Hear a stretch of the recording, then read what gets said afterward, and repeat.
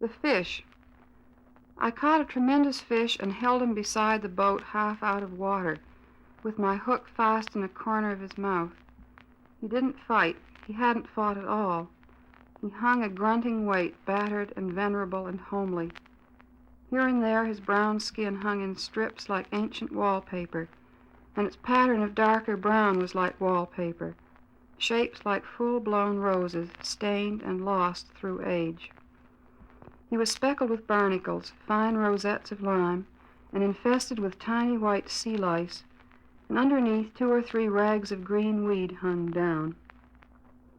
While his gills were breathing in the terrible oxygen, the frightening gills, fresh and crisp with blood that can cut so badly, I thought of the coarse white flesh packed in like feathers, the big bones and the little bones, the dramatic reds and blacks of his shiny entrails, and the pink swim bladder like a big peony. I looked into his eyes, which were far larger than mine, but shallower and yellowed, the irises backed and packed with tarnished tin foil, seen through lenses of old scratched isinglass. They shifted a little, but not to return my stare. It was more like the tipping of an object toward the light.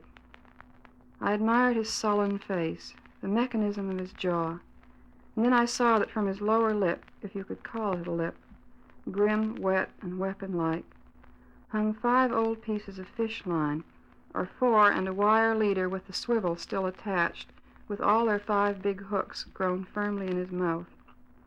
A green line frayed at the end where he broke it, 2 heavier lines, and a fine black thread still crimped from the strain and snap when it broke and he got away. Like medals with their ribbons frayed and wavering, a 5-haired beard of wisdom trailing from his aching jaw.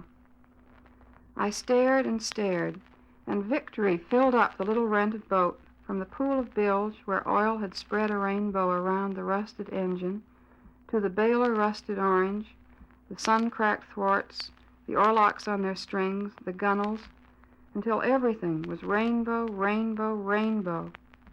And I let the fish go.